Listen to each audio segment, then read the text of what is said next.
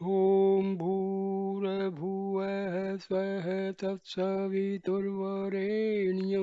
भर्गो देवस्य धीमहि धियो यो नः प्रचोदयात्। ॐ शांति शांति शांति। नमस्ते दोस्तों, आज मैं आपको छांदोग्य छांदोग्य उपनिषद से एक और कहानी सुना रहा हूँ, वैष्णव की खोज में। तो सुनिए, ये बहुत ही शिक्षाप्रद कहानी है, बहुत पुरानी बात है। इसी हमारे देश में 5 बहुत बड़े कुलपति रहते थे। कुलपति उन्हें कहते हैं जो हजारों विद्यार्थियों के भोजन वस्त्र का स्वयं प्रबंध रखते थे और उन्हें पढ़ा लिखा कर 25 वर्ष की उम्र तक सभी शास्त्रों में पंडित बना देते थे। आजकल की तरह न तो छात्रों से पढ़ाई की फीस ली जाती थी और न भोजन आदि का कोई खर्चा रहता था। बड़े बड़े राजा महाराजा उन कुलपतियों की हर एक तरह से सहायता तो करते ही थे, दूर दूर देहात तक में गृहस्थों के घर से उन विद्यार्थियों के लिए भोजन मिलता था। एक एक कुलपति के पास 10-10 हजार विद्यार्थी रहते थे। जिन 5 कुलपतियों की कथा हम बता रहे हैं वे अपने समय के महान कुलपति थे। उनका दूसरा नाम महाशाल था, जिसका अर्थ होता है असंख्य विद्यार्थियों वाली पाठशाला के कुलपति। उन 5 कुलपतियों का नाम इस प्रकार था: उपमन्यु के पुत्र प्राचीन शाल, पुलुस के पुत्र सत्ययज्ञ, भल्लव के पुत्र इंद्रदुमन, शर्कराक्ष के पुत्र जन और अश्वत्थराक्ष के पुत्र बुडिल। ये सब वेदों के बहुत बड़े पंडित तो थे ही, साथ ही बहुत बड़े गृहस्थ और गांवों के स्वामी भी थे। जब कभी कोई त्योहार या पर्व पड़ता था तब ये 5 कुलपति एक जगह पर एकत्रित होते थे और उन उन विषयों पर विचार चर्चा करते थे जिन पर किसी को कुछ संदेह रहता था या जनता में जिसकी बहुत बड़ी जरूरत होती थी। इसी प्रसंग में एक बार ये 5 कुलपति इकट्ठे हुए थे और शास्त्रों की चर्चा चल रही थी कि एक 70 साल का बूढ़ा गृहस्थ जो देखने में वैश्य मालूम पड़ता था उनकी सभा में आया और आदर सहित हाथ जोड़कर बोला, पंडितों, मेरे मन से आत्मा क्या है और ब्रह्म क्या है, इस बात को लेकर बहुत बड़ा संदेह फैला है।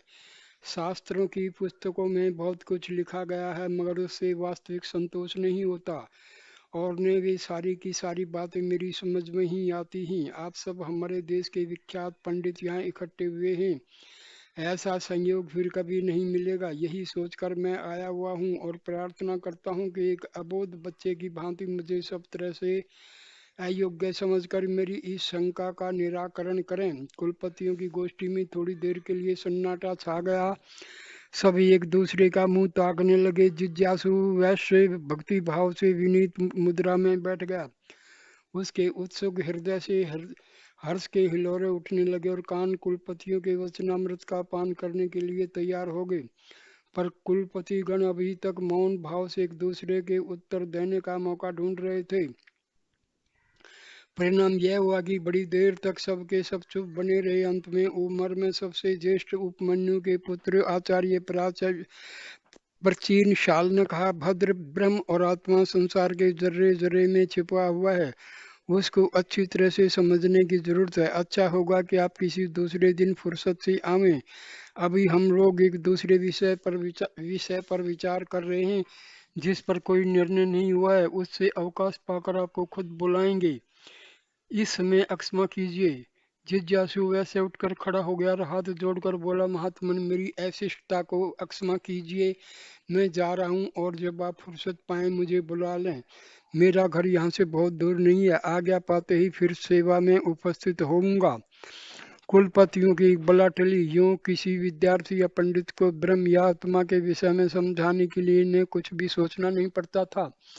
वेदों और शास्त्रों के वचनों की व्याख्या करके उसे संतुष्ट कर सकते थे, मगर आज एक ऐसे व्यक्ति से काम आ पड़ा था जिसके लिए शास्त्रों की व्याख्या ही कारगर नहीं हो सकती थी। उसे खूब समझा बुझाकर संतुष्ट करना था, उसकी हर एक दलीलों का उचित समाधान करना था। वैश्य के चले जाने पर कुलपतियों को गोष्ठी में ब्रह्म और आत्मा के विषय में विचार शुरू हो गया और अपनी अपनी सूझबूझ और श्रवण शक्ति से सब विचार करने में प्रवृत्त हो गए। किंतु दिन भर बीत जाने के बाद भी सब उलझे पड़े रहे। नई नई शंकाएं उठ गई और शास्त्रों के सैद्धांतिक वचनों में मन ही मन भ्रम फैलता गया। दूसरे दिन भोजनादि से निवृत्त होकर वे फिर उसी आत्मा और ब्रह्म के विचार में लीन हो गए, पर उस दिन भी नई नई शंकाओं और नए नए भ्रमों का तांता लगा रहा। किसी निश्चित मत पर पहुंच नहीं सके। अनगिनत शिष्यों को संतुष्ट कर देने वाली उन सभी कुलपतियों की बुद्धि इस विषय पर मूढ़ हो गई। वे मन ही मन बहुत लज्जित भी हुए। आखिरकार सबने मिलकर यह तय किया कि किसी दूसरे ऐसे विद्वान के पास चलकर इसका उचित समाधान कराया जाए जो ब्रह्मवेता हो। वे खुद देश के बहुत बड़े विद्वान थे, इसलिए उनकी शंका का समाधान करना कोई मामूली बात नहीं थी। जाते भी तो किसके पास जाते, खुद उन्हीं के लिए यह लज्जा की बात थी कि सारे जीवन ब्रह्म और आत्मा के विचार में सिर खपाने वाले आचार्यों को भी अपने ज्ञान पर संतोष नहीं है। इस तरह बहुत सोच विचार के बाद यह तय हुआ कि इसमें हमारे देश में मुनिवर अरुण के पुत्र उद्दालक का नाम ब्रह्मज्ञानी पंडितों में सबसे अधिक चढ़ा बढ़ा है। उन्हीं के पास हम लोग चलकर पहले अपनी शंकाएं समाहित कर लें।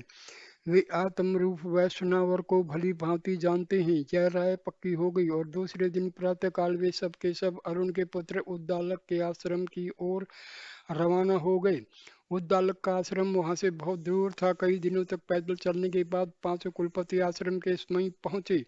उस समय उद्दालक अपने कुछ शिष्यों को पढ़ा रहे थे। दूर से ही देश के विख्यात उन पांचों कुलपतियों को देखकर उन्हें यह समझने में कोई कठिनाई नहीं हुई, अवश्य ही ये लोग किसी शास्त्रीय विषय पर मुझसे समाधान करने के लिए आ रहे हैं। ये सब के सब खुद वेद शास्त्र के इतने बड़े पंडित होकर जो मेरे पास आ रहे हैं, तो वह शंका भी कोई मामूली नहीं होगी, क्योंकि अपने अपने आश्रमों को छोड़कर इनका इतनी दूर का आना किसी छोटे विषय के कारण नहीं हो सकता।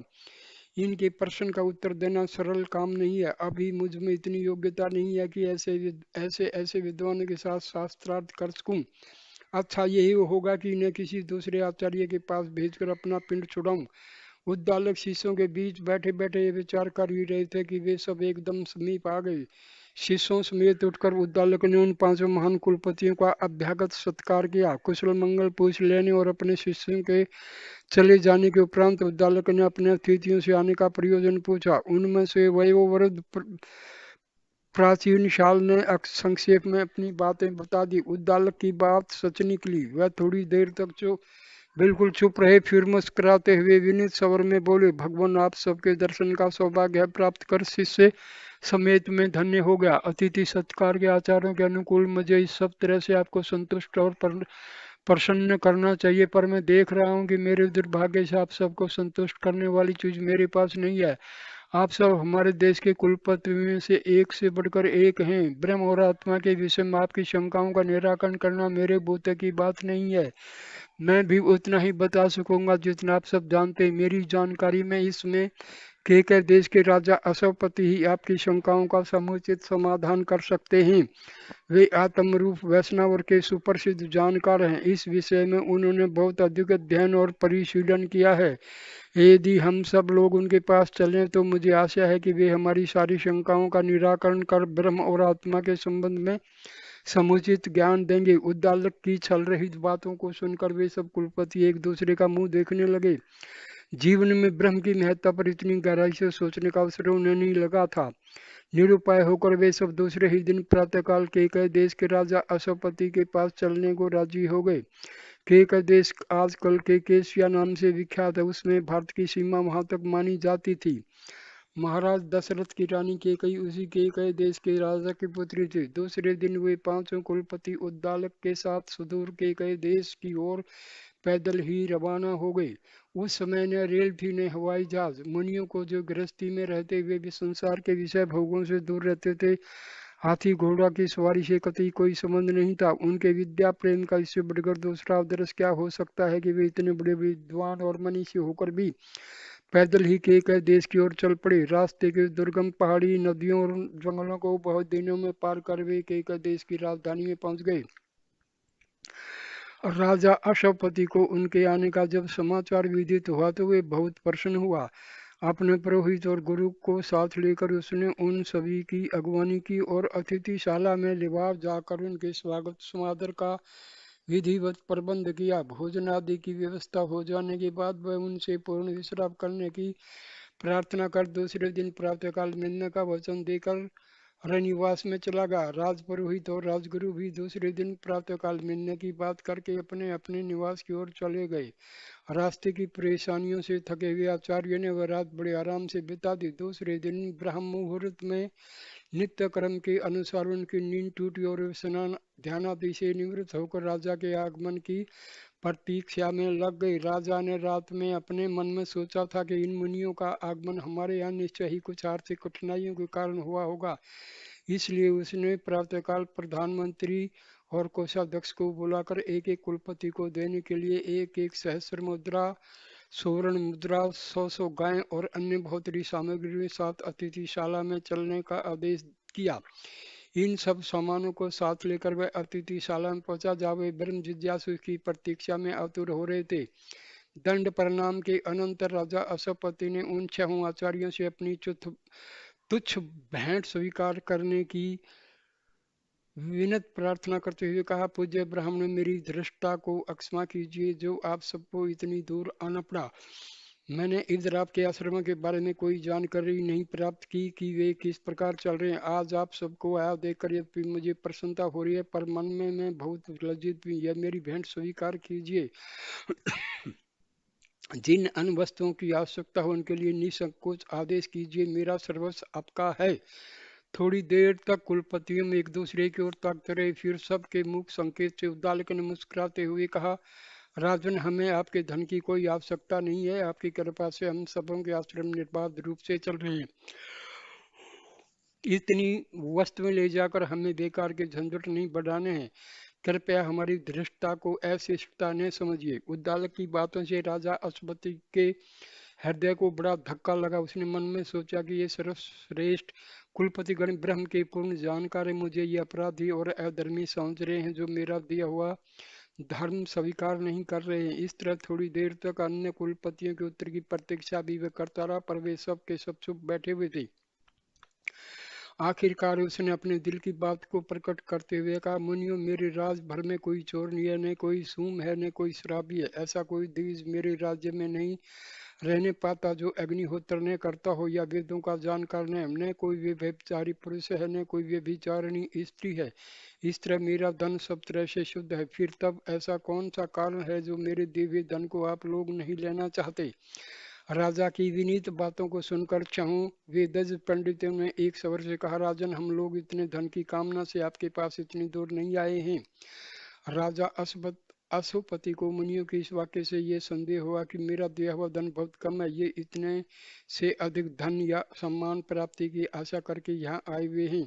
उसने कहा, आदरणीय आचार्यों, मैं शीघ्र ही एक बहुत बड़ा यज्ञ करने वाला हूँ। उस यज्ञ में आप सब लोगों को ही प्रधान याजक यज्ञकर्ता नियुक्त करूंगा और उस पद के अनुरूप विपुल दक्षिणा भी दूंगा। इसलिए आप लोग कृपा करके कुछ दिनों तक यहाँ रुकिए, मैं बहुत शीघ्र ही उसका समारंभ करूंगा। मुनि ने उत्तर दिया, राजन, हम लोग धन की इच्छा करके इतनी दूर नहीं आए हैं, अतएव आप यह धन तथा वह धन सब अपने दूसरे अतिथियों या पंडितों को देने की कृपा करें। हमें तो आप उस आत्म रूप वैष्णव का ज्ञान बताएं जिसका अध्ययन आपने बहुत गहराई के साथ किया है। राजा चुप हो गया। मुनियों की उत्कट ज्ञान पिपासा को जानकर उसे परम प्रसन्नता हुई। उसने कहा, मुनिवर वृंद, आप सबको आत्म रूप वैष्णव का ज्ञान बतलाने की शक्ति मुझ में नहीं है। राजकाज और ब्रह्म चिंतन में बड़ा अंतर होता है, फिर भी अपनी बुद्धि के अनुकूल अपनी परीक्षा दूंगा।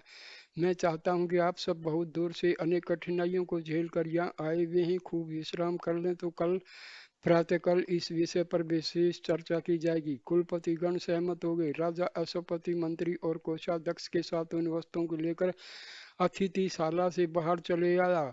दूसरे दिन कुलपति लोग हाथों में समिधा लेकर शिष्य भाव से खुद राजा अश्वपति के पास पहुंचे, क्योंकि उन्हें आज उसी से शिक्षा ग्रहण करनी थी। उनको समीप आते देखकर राजा ने सबको बैठने का उचित स्थान दिया और सबसे पहले वयोवृद्ध उपमन्यु के पुत्र प्राचीन शाल से पूछा, उपमन्यु, सबसे पहले मैं यह जानना चाहता हूँ कि आप किस आत्मा की उपासना करते हैं? प्राचीन शाल ने उत्तर दिया, राजन, मैं तो सर्वदा स्वरूप की उपासना में लीन रहता हूँ। अश्वपति ने कहा, उपमन्यु, जिस जिस सौर गुरुपात्मा की उपासना में आप सदा लीन रहते हैं, वह विश्व आत्मा का ही तेजो में रूप है। वैष्णव का अर्थ ही है समस्त चराचर जगत में व्यापक ब्रह्म। यही कारण है कि आपके घर में सोमरस का समुचित प्रयोग होता है और आप अन्न को खाकर भली भांति पचाने में समर्थ होते हैं। प्रिय वस्तुओं का दर्शन भी उसी तेज से करते हैं। आपकी तरह जो व्यक्ति विश्व आत्मा रूप वैष्णव की उपासना इस प्रकार सौर्य के रूप में करता है, वह रुचि के साथ अन्न भक्षण करता है और उसे भली भांति पचाने में समर्थ भी होता है। वही प्रिय वस्तुओं का दर्शन करता है और उसी का वंश वैदिक महिमा से सर्वदा उज्जवल रहता है। स्वर्ग ही आत्मा का सिर स्थान अर्थात सिर है। पर यदि आप उसके ज्ञान की प्राप्ति के लिए इस प्रकार विनीत शिष्य के वेश में मेरे पास नहीं आए होते तो निश्चय ही अभिमान एवं अज्ञान के कारण आपका सिर धड़ से अलग हो गया होता, क्योंकि वह सर्वोक्त विषात्मा का एक अंश मात्र है, न कि संपूर्ण अंग। राजा अशोपत राजा अशोपति की उक्त मर्म भरी वाणी सुनकर प्राचीन शाल का रहा सहा गर्व भी गल गया। उनकी आंखों से अहमन्यता का नशा उतर गया। भीतर मन में एक ज्योति पुंज सा भासमान होने लगा। वह सिर झुकाकर खड़े रह गए। राजा ने उसके बाद प्रलुष के पुत्र क्षत्रिय से इशारा करते हुए पूछा, मुनिवर आप तो वेद्यों में प्रधान माने जाते हैं, मैं जानना चाहता हूँ कि आप किस आत्मा की उपासना में रात दिन लगे रहते हैं।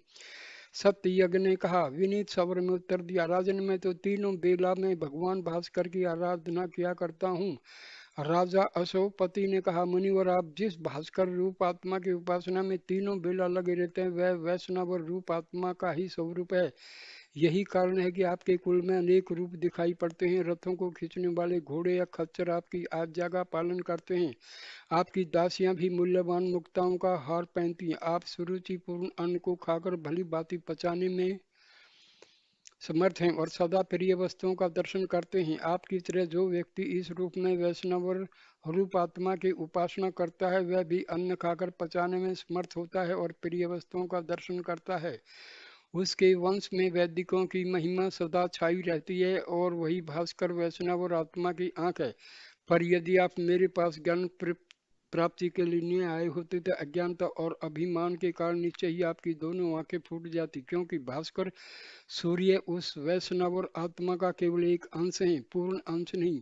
उन्हें पूर्ण समझने का दंड तो आपको भुगतना ही पड़ता, पर अच्छा हुआ कि आप समय रहते सचेत हो गए। सत्ययज्ञ की जिज्ञासा शांत होगी। वह चुपचाप निर्निमेष नेत्रों से राजा अशोकपति के तेजो में मुखमंडल की ओर देखने लगे। तदंतर राजा ने भल्लव के पुत्र आचार्य इंद्रद्युम्न की ओर संकेत करते हुए कहा, भल्लव वे आप तो पूज्य आचार्य व्याघ्रपाद के वंशज हैं, जिनका पवित्र नाम आज भी वेद ज्ञानियों में श्रद्धा के साथ लिया जाता है। आप स्वयं सहस्रों विद्यार्थियों के आचार्य और वेदों की महिमा के पूर्ण जानकार हैं। मैं आपसे यह भी जानना चाहता हूँ कि आप किस आत्मा की उपासना करते हैं। इंद्रद्युम्न ने निसंकोच उत्तर दिया, राजन मैं तो सदा गतिशील रहने वाले वायुदेव की उपासना करता हूँ, क्योंकि मेरी दृष्टि में वही सबसे महान महिमा में है। अश्वपति ने कहा, भाल्वे आप जिस वायु रूप आत्मा की उपासना करते हैं, वह विश्व आत्मा वैष्णव के विभिन्न पथों में बहने वाला है। इसलिए आपकी आज्ञा के अनुसार अनेक राजाओं की सेना विविध क्षेत्र में गमन करती हैं और अनेक तरह के रथों की पंक्ति आपके पीछे पीछे चलती हैं। आप रुचि के साथ सुस्वादु भोजन करके उसे पचाते हैं और प्रिय वस्तुओं का दर्शन करते हैं। आपकी तरह जो व्यक्ति इस रूप में विश्व आत्मा की उपासना करता है, वह भी रुचि के साथ भोजन करके पचाता है और प्रिय वस्तुओं का दर्शन करता है। यही नहीं, उसके विपुल वंश में वैदिकों की अपार महिमा सदा छाई रहती है। वायु उस विश्व आत्मा का प्राण स्वरूप है। यदि आप ब्रह्म के पूर्ण ज्ञान के लिए मेरे पास यहाँ तक नहीं आते तो अभिमान और अज्ञानता के कारण आपके प्राणों की गति ही रुक जाती। आचार्य इंद्रद्युम्न को अपने उच्च वंश एवं ब्रह्म ज्ञान का सचमुच बड़ा अभिमान था। राजा की उक्त बातों से आज उन्हें पहली बार अपनी अल्पज्यता का बोध हुआ। लज्जा से अवनत मुख होकर वह अपने पैर से जमीन को रेतने लगे। तदंतर राजा ने उनकी बगल में बैठे हुए शर्कराक्ष के पुत्र जन को संकेत करते हुए पूछा, शार्कराक्ष से मैं जानना चाहूंगा कि आप किस आत्मा की उपासना करते हैं। विनीत स्वर में जन बोले, राजन मैं तो सर्वशक्तिमान आकाश की उपासना करता हूँ। राजा अश्वपति ने कहा, भद्र आप जिस आत्मा की उपासना करते हैं, वह विश्व आत्मा का व्यापक रूप है। उसी में उसके अनेक रूपों का समावेश हुआ है। यही कारण है कि आप संपत्ति और संतति से भली भरे पूरे हैं। यही कारण है कि आप रुचि के साथ सुस्वादु भोजन करते हैं और उसे भली भांति पचा लेते हैं।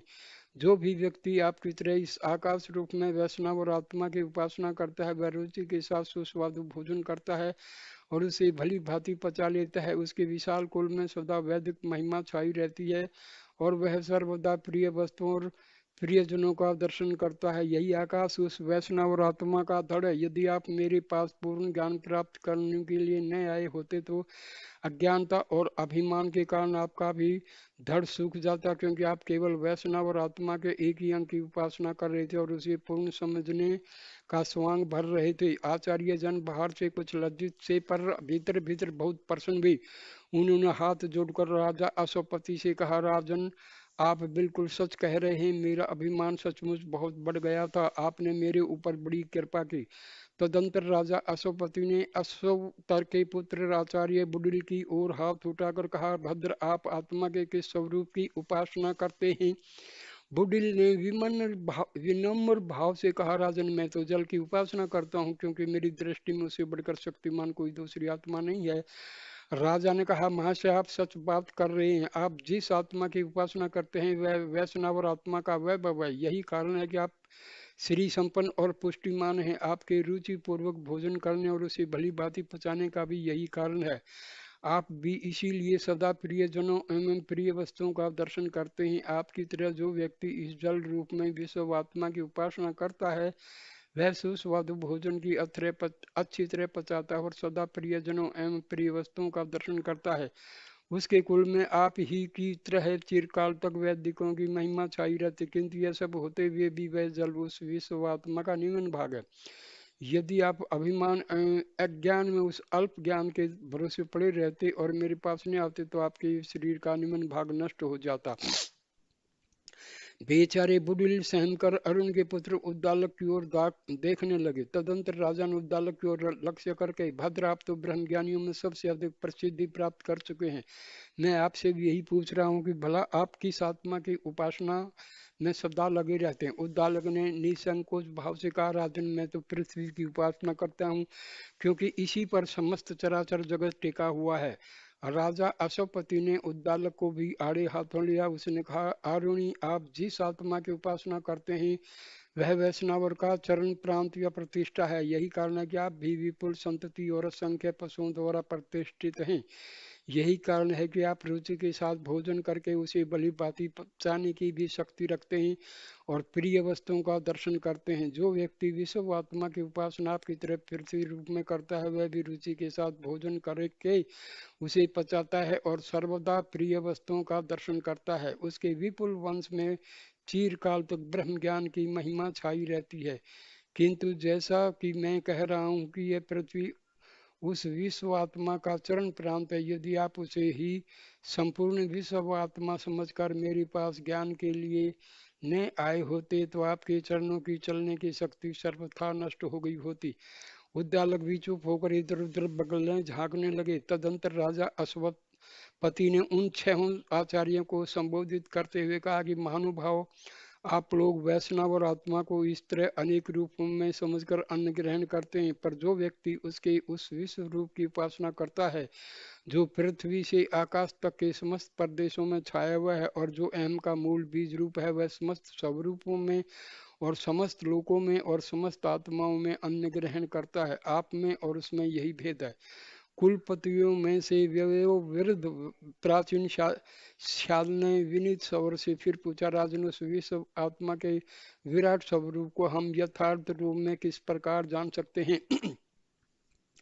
राजा अश्वपति ने कहा, उपमन्यु, ध्यान देकर सुनिए। उस अखिल जगत व्यापी जगत आत्मा वैष्णव का सिर सर्वलोक है, नेत्र सूर्य है, प्राण वायु है, धड़ आकाश है, निम्न भाग जल है और चरण प्रांत पृथ्वी है। यज्ञों की वेदी उसकी छाती है, कुशा उसकी रोमावली है, गारह पत्ते अग्नि उसका हृदय है, भोजन पचाने वाली जठराग्नि उसका मन है और आहवनीय अग्नि उसका मुख है। उस आहवनीय अग्नि में जो कुछ भी पदार्थ पहले डाला जाता है वही पदार्थ आहुति है, उसे प्राण तृप्त होता है। दूसरे आचार्य सत्यज ने पूछा, राजन प्राण के तृप्त होने से क्या होगा? आशवपति ने कहा, भद्र प्राण की तृप्ति से ही नेत्रों की तृप्ति होती है और नेत्रों की तृप्ति से ही आदित्य भास्कर तृप्त होते हैं। उनकी तृप्ति से स्वर्गलोक तृप्त होता है और स्वर्गलोक की तृप्ति से उन सब की तृप्ति होती है जो सूर्य और स्वर्ग के भरोसे बैठे हुए। उन सब की तृप्ति से यजकर्ता की तृप्ति होती है और वह संतति पशु संपत्ति अन्न तेज और वास्तविक ब्रह्म ज्ञान की महिमा से पूर्ण होता है। इसी प्रकार फिर उसी आहवनीय अग्नि में व्यान वायु के लिए दूसरी आहुति डालनी चाहिए जिसे कर्णेंद्रिय की तृप्ति होती है। कर्णेंद्रिय की तृप्ति की बात इंद्रदुम्न की समझ में ठीक से नहीं आई। वह बोले, राजन कर्णेंद्रिय की तृप्ति का क्या फल होता है? अश्वपति ने कहा, भालवे उन कर्णेंद्रियों की तृप्ति से चंद्रमा तृप्त होता है। चंद्रमा के तृप्त होने से दसों दिशाएं तृप्त होती हैं और दसों दिशाओं की तृप्ति से उन सब की तृप्ति होती है जो चंद्रमा और दिशाओं के भरोसे पर रहते हैं। उन सब की तृप्ति से ही यजकर्ता की वास्तविक तृप्ति होती है और तब वह पशु संपत्ति संतति अन्न तेज और ब्रह्म की महिमा से विमंडित होता है। हे भद्रो, इसी प्रकार इस आहवनीय अग्नि में अपान वायु की तृप्ति के लिए तीसरी आहुति भक्ति समेत डालनी चाहिए जिससे वाणी की तृप्ति होती है। वाणी की तृप्ति वाली बात शर्करक्ष के पुत्र आचार्य जन के मन में नहीं बैठी। वह विनित वाणी में बोले, राजन वाणी की तृप्ति से भला यजकर्ता को क्या फल मिलेगा? अशोपति ने कहा, शार्कराक्ष, वाणी की तृप्ति से ही अग्नि की तृप्ति होती है। अग्नि की तृप्ति से ही पृथ्वी तृप्त होती है और पृथ्वी की तृप्ति से उन सब की तृप्ति होती है जो पृथ्वी और अग्नि के भरोसे जीवन धारण करते हैं। उन्हीं सब की तृप्ति होने से यज करने वाले की वास्तविक तृप्ति होती है और तभी वह संतति पशु संपत्ति अन्न और तेज से पूर्ण काम होकर ब्रह्म महिमा से समन्वित होता है। हे सौम्य, इसी प्रकार आहवनीय अग्नि में चतुर्थ आहुति समान वायु के उद्देश्य से डालनी चाहिए जिससे मन तृप्त होता है। आचार्य बुडुल ने कहा, राजन मन की तृप्ति से क्या होगा? राजा अशोपति ने कहा, भद्र मन की तृप्ति से मेघ की तृप्ति होती है और मेघ की तृप्ति से बिजली की तृप्ति होती है। बिजली की तृप्ति से उन सब प्राणियों की तृप्ति होती है जो मेघ और बिजली पर जीवन निर्भर करते हैं। उन्हीं सब की तृप्ति से यजकर्ता की वास्तविक तृप्ति होती है और उसे तभी संतति पशु संपत्ति अन्न तेज और अपार ब्रह्मयी माँ की प्राप्ति होती है। सौम्य, इसी प्रकार उस आहवनी अग्नि में पांचवी आहुति उदान वायु की प्राप्ति के तृप्ति के लिए देनी चाहिए जिसे वायु की तृप्ति होती है। वायु की तृप्ति वाली बात को सुन अरुण के पुत्र उद्दालक ने पूछा, राजन भला वायु की तृप्ति से यजकर्ता को क्या फल मिलेगा? राजन ने कहा, आरुणी, वायु के तृप्त होने से आकाश तृप्त होता है और आकाश को तृप्त से उन सब जीवों की समूह तृप्ति होती है जो वायु और आकाश पर जीवन निर्भर करते हैं और उन्हीं सब की तृप्ति होने पर यजकर्ता का वास्तविक तृप्ति होती है और उसे विपुल संतति संपत्ति पशु समृद्धि अन्न तेज और ब्रह्म बल की सच्ची प्राप्ति होती है।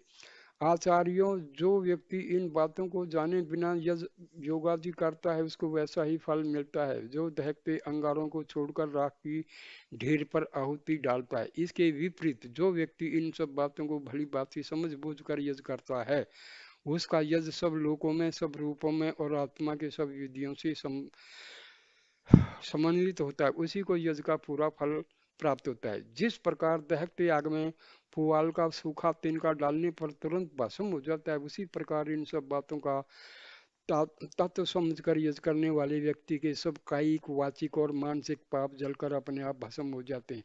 हे ऋषियों, जिस प्रकार भूखे बच्चे अपनी माताओं को प्राप्त कर सुखी होते हैं उसी प्रकार इस जगत में विविध यातनाओं से गिरा हुआ मानव अग्निहोत्र की शरण में जाकर सुखी होता है और उसी के द्वारा उक्त प्रकार के ब्रह्म का और आत्मा का साक्षात्कार होता है। वह ब्रह्म कहीं अलग नहीं है, यह समस्त चराचर जगत ब्रह्म है। सर्वे खलविदम ब्रह्म। पांचों कुलपतियों की ग्रंथियां छूट गई, शंकाएं विलीन हो गई और कृतज्ञता के अतिरिक्त से उनके हृदय भर आए। दूसरे दिन प्रातःकाल राजा अशवपति ने उन्हें अपने राजधानी से बहुत सम्मान के साथ विदा किया और पहले दिन दी जाने वाली दक्षिणा को अंगीकार करने के लिए बाधित किया। वे सब के सब बड़े प्रसन्न मन से ब्रह्म ज्ञान की ग्रंथि को सुलझाकर अपने अपने आश्रम को लौटे। लौटते समय उन सब के मन में प्रसन्नता और संतोष की लहर दौड़ रही थी, आंखों में हरियाली थी और मन में कई गुना उत्साह था। तो यहाँ पर कथा समाप्त होती है। ओम शांति शांति शांति ही।